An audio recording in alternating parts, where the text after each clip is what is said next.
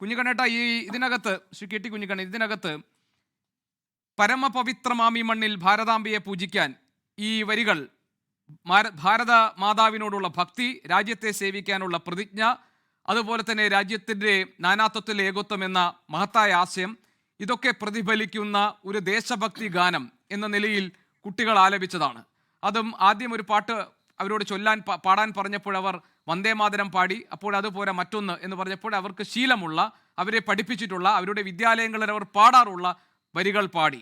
അതിൻ്റെ പേരിൽ എന്തിനാണ് ഈ വർഗീയതാ മുദ്ര ചാർത്തുന്നത്? ഇതിലെവിടെയാണ് RSS അജണ്ട? ഇതാണ് പ്രിൻസിപ്പാൾ നമ്മളോട് ചോദിക്കുന്നത്. നമ്മളോടെന്ന് പറഞ്ഞാൽ പൊതുസമൂഹത്തിനോട് ചോദിക്കുന്നത്. പ്രിൻസിപ്പൾ ഇവിടെ പറഞ്ഞ കാര്യങ്ങളൊക്കെ പൊട്ട അബദ്ധങ്ങളാണ്. ഗോപികൃഷ്ണൻ അദ്ദേഹം ഒരു RSSകാരനെ പോലെ സംസാരിക്കുകയാണ്. തൻ്റെ വിദ്യാലയത്തിലെ കുട്ടികളെ RSSൻ്റെ ഗണഗീതം പാടിപ്പിച്ച അദ്ദേഹം കുറ്റവാളിയുടെ സ്ഥാനത്താണ് നിൽക്കുന്നത്, പ്രതിസ്ഥാനത്താണ് ഈ കേസിൽ നിൽക്കുന്നത്. അതിന് കളമൊരുക്കി കൊടുത്ത റെയിൽവേ, ഇന്ത്യൻ റെയിൽവേ, ഇന്ത്യയിൽ മതനിരപേക്ഷമായ ബഹുസ്വരതയെ ഉൾക്കൊള്ളുന്ന ഒരു സംസ്കാരം വളർത്തുന്നതിൽ രാജ്യത്തിൻ്റെ എല്ലാ മേഖലകൾക്കും വടക്കും പടിഞ്ഞാറും തെക്കും കിഴക്കും ഒക്കെ ആയിട്ട് പടർന്നു കിടക്കുന്ന ഇന്ത്യൻ റെയിൽവേ വഹിച്ച പങ്ക് മഹത്തരമാണ്. ഇന്ത്യ എന്ന ഒരു രാജ്യത്തെ യുണൈറ്റ് ചെയ്തെടുക്കുന്നതിൽ, ഏകീകരിച്ചെടുക്കുന്നതിൽ ഇന്ത്യൻ റെയിൽവേക്ക് നിർണായകമായ പങ്കുണ്ട്. ആ റെയിൽവേയുടെ ചരിത്രത്തെ തന്നെ മറന്നുകൊണ്ടാണ് ഈ ദക്ഷിണ റെയിൽവേയിലെ മേധാവികൾ ഈ അബദ്ധം, ഈ രാജ്യത്തിൻ്റെ മതനിരപേക്ഷതയോടും ഭരണഘടനയോടും വെല്ലുവിളി ഉയർത്തുന്ന ഈ അബദ്ധം ചെയ്തിരിക്കുന്നത്. ഇവിടെ പ്രിൻസിപ്പൾ മിസ്റ്റർ ഡിൻഡോ എന്താ പറഞ്ഞുകൊണ്ടിരിക്കുന്നത്? ഈ ഗാനം, അതിൻ്റെ വരികൾ ഓരോന്നും എടുത്തു നോക്കിയാൽ നമുക്ക് കാണാൻ കഴിയുന്നതല്ലേ, ദേശത്തെയും ദേശീയതയും രാഷ്ട്രത്തെയും ഒക്കെ സംബന്ധിച്ച, ദേശഭക്തിയെ സംബന്ധിച്ച RSSൻ്റെ പ്രത്യയശാസ്ത്രം. ഗോപികൃഷ്ണൻ ശരിയായി പറഞ്ഞതുപോലെ തന്നെ RSSൻ്റെ പ്രത്യയശാസ്ത്രത്തിൽ നിന്നുള്ള ഭക്തിമസൃണമായ പദങ്ങളും ഭാഷയും രൂപകങ്ങളും ഉപയോഗിച്ചുകൊണ്ടുള്ള തങ്ങളുടെ മതാത്മകമായ രാഷ്ട്രത്തെ, തങ്ങളുടെ മതാത്മകമായ ദേശീയതയെ മുന്നോട്ട് വെക്കുന്ന ഒരു ഗാനമാണിത്. അദ്ദേഹം മലയാള അധ്യാപകനാണോ എന്ന് എനിക്കറിയില്ല. മലയാളം പ്രാഥമികമായി പഠിച്ചിട്ടുള്ള ആളുകൾക്ക് RSSൻ്റെ പ്രത്യയശാസ്ത്ര രേഖകളിലൂടെ കടന്നുപോയിട്ടുള്ള ഒരാൾക്ക് വളരെ കൃത്യമായി മനസ്സിലാക്കാൻ കഴിയും. പരമപവിത്രമാമ ഈ മണ്ണിൽ എന്ന് പറഞ്ഞാൽ എന്താണ്? അത് സവർക്കർ വായിക്കണം, ഗോൾവാൾക്കർ വായിക്കണം. ആർക്കാണോ ഇത് പുണ്യഭൂമിയായിട്ടുള്ളത്? ആർക്കാണ് ഇത് പുണ്യഭൂമിയായിട്ടുള്ളത്? പുണ്യഭൂമി എന്ന് പറയുന്നത് നമ്മുടെ ചരിത്രത്തിൽ മതവുമായി ബന്ധപ്പെട്ട, അതിൻ്റെ പ്രബോധനവും ഉത്ഭവവുമായി ബന്ധപ്പെട്ട വളരെ ആദർശാത്മകമായ ഒരു കാഴ്ചപ്പാടാണ്. ഓരോ മതത്തിനും ഓരോ പ്രദേശങ്ങളാണ് അതിൻ്റെ പുണ്യഭൂമി. ക്രിസ്ത്യാനികൾക്ക് ബത്ലഹേമും ജെറുസലേമുമാണ്, യഹൂദർക്ക് ജെറുസലേമുമാണ്, മുസ്ലിങ്ങൾക്ക് മക്കയും മദീനയുമാണ്, ഹിന്ദുക്കൾക്ക് ഇവിടെയാണ്. പക്ഷെ നമ്മുടേതെന്താണ്? യഹൂദരും ക്രിസ്ത്യാനികളും മുസ്ലിങ്ങളും ഹിന്ദുക്കളും ഒക്കെ ഉൾക്കൊള്ളുന്ന ഈ നാട്ടുകാരായ ആളുകൾ, ഇവിടെ ജനിച്ചവരും ജീവിക്കുന്നവരുമായ ആളുകളാണ് ഈ രാഷ്ട്രം, ഇന്ത്യ എന്ന രാഷ്ട്രം. ഇന്ത്യ എന്ന ഐഡിയോളജി അതാണ്, ഇന്ത്യ എന്ന നേഷൻ അതാണ്.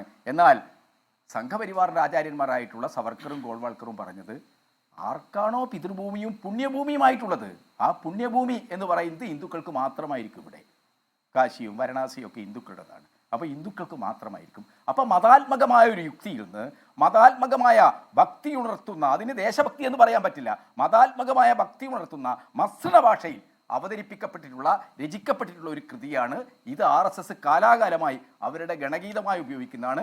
ആ ഗണഗീതം കുട്ടികളെ പഠിപ്പിച്ച് വന്ദേ ഭാരതിൻ്റെ ഈ ഒരു ഫ്ലാഗ് ഓഫിൽ അത് അവതരിപ്പിക്കാൻ വളരെ പ്ലാൻഡായ, വളരെ ആസൂത്രിതമായ നീക്കം നടത്തിയിട്ടുണ്ട്. എന്തായാലും വിദ്യാഭ്യാസ ഡയറക്ടർ അത് അന്വേഷിക്കട്ടെ, അതിന് കൃത്യമായ നടപടി. ഡിൻഡോ ഒരു കുറ്റവാളിയാണ്. ഇന്ത്യയുടെ മതനിരപേക്ഷതയും ഇന്ത്യയുടെ ഭരണഘടനയും വെല്ലുവിളിച്ച ഒരു നടപടിക്ക് പാവപ്പെട്ട കുട്ടികളെ, നിസ്സഹായരായ നിഷ്കളങ്കരായ കുട്ടികളെ ഉപയോഗപ്പെടുത്തുകയാണ് അദ്ദേഹം ചെയ്തത്. എന്നിട്ട് അദ്ദേഹം ഇവിടെ മറ്റൊരു നറേഷൻ ഉണ്ടാക്കാൻ നോക്കുകയാണ്. നിങ്ങൾ കുട്ടികളുടെ മുഖം പോലും മറക്കാതെയാണ് വാർത്ത കൊടുത്തത്, റിപ്പോർട്ട് ചെയ്തത്.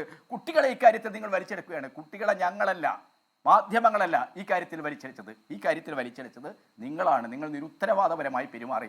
ഒരു ഭരണഘടന നിലനിൽക്കുന്ന രാജ്യത്താണ് നിങ്ങൾ പ്രവർത്തിക്കുന്നത്. അല്ലാതെ സവർക്കറുടെ വിചാരധാരയും ഗോൾവാൾക്കറുടെ വി ഓർ അവർ നാഷണൽഹുഡ് ഡിഫൈൻ തുടങ്ങിയിട്ടുള്ള കൃതികൾ ഭരണഘടനയായിട്ടുള്ള, വേദഗ്രന്ഥങ്ങളായിട്ടുള്ള ഒരു രാജ്യത്തല്ല നിങ്ങൾ ജീവിക്കുന്നത്. മതനിരപേക്ഷതയെ അടിസ്ഥാനപ്പെടുത്തിയിട്ടുള്ള ഒരു ഭരണഘടന, ഏത് മതത്തിൽ വിശ്വസിക്കാനും ആ വിശ്വാസം ആചരിക്കാനും ആ വിശ്വാസമനുസരിച്ച് ജീവിക്കാനും എല്ലാ പൗരന്മാർക്കും സ്വാതന്ത്ര്യം നൽകുന്ന, അത് ഭരണഘടനയിലെ 15 ആർട്ടിക്കിൾ അവകാശമായി അംഗീകരിച്ചിരിക്കുന്ന, 25 ആർട്ടിക്കിൾ അവകാശമായി അംഗീകരിച്ചിരിക്കുന്ന ഒരു രാജ്യത്താണ് നമ്മൾ ജീവിക്കുന്നത്. ആ രാജ്യത്ത് നിന്നുകൊണ്ട് ഇങ്ങനെ ഒരു അബദ്ധം പറ്റിപ്പോയാൽ അത് പറയല്ലേ ചെയ്യേണ്ടത്? ആ അബദ്ധത്തിലെ ഞാൻ ഈ വിദ്യാലയത്തെക്കാളേറെ റെയിൽവേ ആണ്, ദക്ഷിണ റെയിൽവേ ആണ് ഈ നിരുത്തരവാദിത്തം കാണിച്ചത്. ഭരണഘടനയെ അവഹേളിക്കുന്ന, മതനിരപേക്ഷതയെ വെല്ലുവിളിക്കുന്ന ഈ കാര്യം ചെയ്ത് ഇതിലെ ഓരോ വരികളും പരമപവിത്രമതാമി മണ്ണിൽ തുടങ്ങിയിട്ട് ഭാരതാംബ തുടങ്ങിയിട്ട് അദ്ദേഹം ഇതിലൊരു വരിയപ്പവും പറഞ്ഞുകൊണ്ടിരിക്കുന്നുണ്ട്. പല നിറമെങ്കിലും ഒറ്റ മനസ്സ് വിടർന്നിരുന്നു മുകുളങ്ങൾ, ഒറ്റ മനസ്സായി വിടർന്നിരുന്നു മുകുളങ്ങൾ. അതിന് മുകളിലുള്ള വരികൾ നോക്കണം. എന്തിനു വേണ്ടിയാണ്? ഹൈന്ദവ അനുഷ്ഠാന ക്രിയകളിലെ, ഹൈന്ദവ ദൈവാരാധന ക്രിയകളിലെ അർച്ചനയുടെ അർപ്പണത്തിൻ്റെ നാനാവിധമായ ഇലയും മുള്ളും ഒക്കെ എന്താണ് അതൊക്കെ ഇറുത്തെടുത്ത് ദേവി അല്ലെങ്കിൽ ദൈവ സമർപ്പണം, ദൈവാർപ്പണം നടത്തുന്ന ഒരു മതമാണ് ഹൈന്ദവ മതം. ബുദ്ധമതത്തിൽ അങ്ങനെയുണ്ടോ? സിഖ് മതത്തിൽ അങ്ങനെയുണ്ടോ? മുസ്ലിം മതത്തിൽ അങ്ങനെയുണ്ടോ? അപ്പോൾ മുസ്ലിങ്ങളും ഹിന്ദുക്കളും ക്രിസ്ത്യാനികളും ഒക്കെ ജീവിക്കുന്ന ഒരു രാജ്യത്തിൻ്റെ ദേശഭക്തിയാവേണ്ടത് ഹൈന്ദവ അനുഷ്ഠാന, ഹൈന്ദവ ദേവാരാധന ക്രിയകളുടെ അതിൻ്റെ വളരെ ഭക്തിപുരസ്സരമായ ആവിഷ്കാരം പാട്ടായി അവതരിപ്പിച്ചിട്ടല്ല.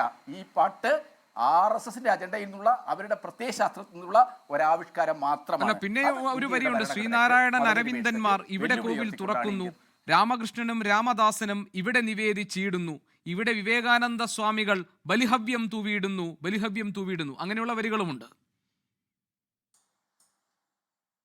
ആ കോവിലാണ് ശ്രീനാരായണ കോവിൽ. ശ്രീനാരായണൻ എന്താ പറഞ്ഞത്?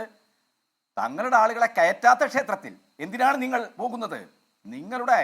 നിങ്ങളെ കയറ്റാത്ത ക്ഷേത്രത്തിൽ നിങ്ങൾ എന്തിനാണ് പോകുന്നത്? ശ്രീനാരായൺ ക്ഷേത്രം ഉണ്ടാക്കിയത് ക്ഷേത്രത്തിന് വേണ്ടിയല്ല.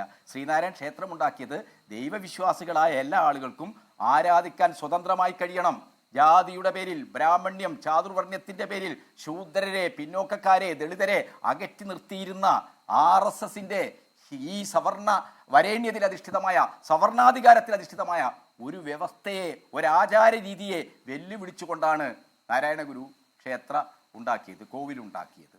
അവരാരും എന്താണ് ക്ഷേത്രം എന്ന് പറയുന്നത് അവരെ സംബന്ധിച്ചിടത്തോളം വിശ്വാസികളായ എല്ലാ ആളുകൾക്കും സ്വതന്ത്രമായി ആരാധിക്കാനുള്ള, ദൈവപ്രീതി നടത്താനുള്ള ഒന്ന് മാത്രമാണ്. അതുകൊണ്ട് അവരെന്താണ് ഇവിടെ കോവിലാണ്. നമ്മുടെ ദേശഭക്തി ഗാനം കോവിലാണോ? മോസ്കില്ലേ? ചർച്ചില്ലേ? അതെന്താണ് അതങ്ങനെ കോവിൽ മാത്രം വരുന്നത്? അപ്പോൾ ക്ഷേത്രമാണ് ഇത്. കൃത്യമായി ഹൈന്ദവ ദൈവാനുഷ്ഠാന ക്രിയകളെ സംബന്ധിച്ച ഭക്തിയുടെ മസൃണമായ ഭാഷയിൽ എഴുതി അവതരിപ്പിച്ചിട്ടുള്ള, ആവിഷ്കരിച്ചിട്ടുള്ള ഒരു ഗാനം മാത്രമാണ്. നമ്മുടെ ദേശീയ ഗാനമല്ല ഇത്. ഇദ്ദേഹം ദേശഭക്തി എന്ന് പറഞ്ഞിങ്ങനെ ആവർത്തിച്ചാൽ ഇത് നമ്മുടെ ദേശഭക്തി ഗാനമാകുമോ? ഈ ദേശഭക്തി RSSന്റെ ദേശീയതയെ, ദേശത്തെ സംബന്ധിച്ച പ്രത്യയശാസ്ത്ര നിലപാടുകളിൽ നിന്നുള്ള ദേശഭക്തിയെ ആവിഷ്കരിക്കുന്ന ഒരു പാട്ടാണ്, ഒരു ഗാനമാണ്, ഒരു ഗണഗീതമാണ് ഇത്.